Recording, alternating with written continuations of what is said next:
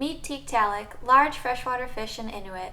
Not quite fish, not quite amphibian, Tiktaalik is a 375 million-year-old intermediate between fish and land-living animals with a flat crocodile-like head and a neck that can bend independently of its body. Tiktaalik's webbed fins contain bones that strikingly resemble an arm. Watch as we trace the evolution of arm bones from Tiktaalik to humans. Underneath the webbing of the fin, Tiktaalik has a large bone with a groove that 4 smaller bones fit in. This is one of the earliest wrist joints seen in evolutionary history. Other features of the upper limbs are present too. Why would Tiktaalik need a wrist? If we think of the demands of the environment, the need for development of the limbs becomes clear. Tiktaalik lived in shallow streams. In warm, dry seasons, the water levels would go down and produce mudflats.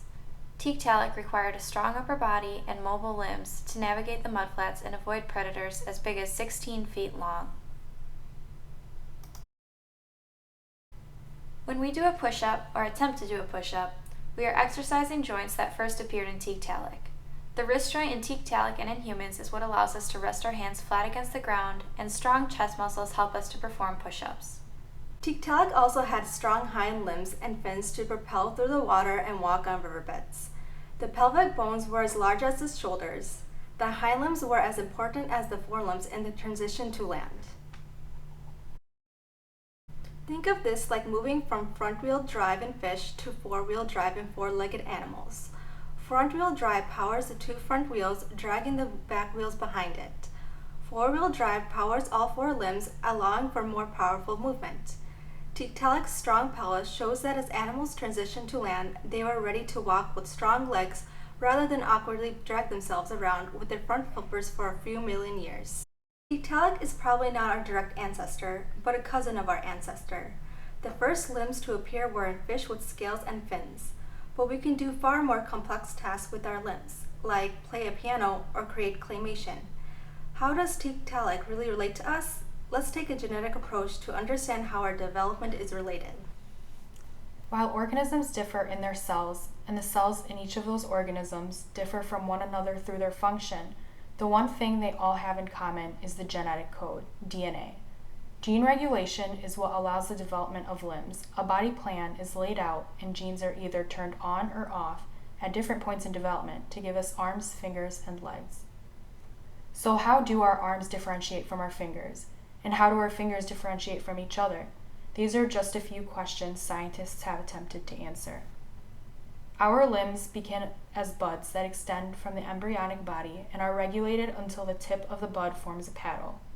The paddle will have different cells that give rise to our muscles, nerves, and skeleton. To study this process, scientists focused on chicken eggs.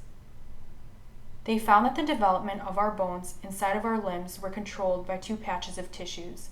If these tissues are removed early, only an upper arm develops. Remove it later, and the upper arm appears normal with a short forearm. If the tissues are removed even later, the arm is normal, but the hands turn out deformed. So what about our fingers? Humans have different digits, as do other organisms. By experimenting on chicks, scientists were able to discover what made our pinky side different from that of the thumb. Scientists removed a patch of tissue from the future pinky side of the chicken and implanted it on the thumb side. The result was a set of duplicate digits, meaning the pinky side repeated itself as a mirror image. The next question that scientists asked was what made the pinky different from the thumb. ZPA, or the zone of polarizing activity, is available in higher concentrations on the side of the pinky. The opposite thumb side had less active ZPA. Scientists next performed an experiment that created a barrier between ZPA and half of the limb. The side exposed to ZPA developed normal digits, while the side opposite to the barrier had deformed digits, if any at all. This made us interested in the molecular mechanisms of ZPA. What kind of signaling occurred for this all to happen? Scientists looked to the fly for the answer.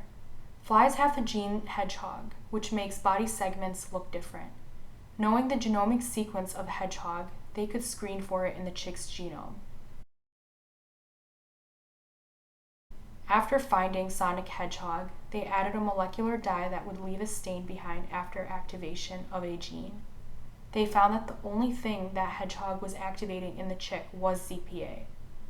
they were able to conclude that hedgehog is needed for ZPA function, and without either, limbs would either be deformed if they even formed at all.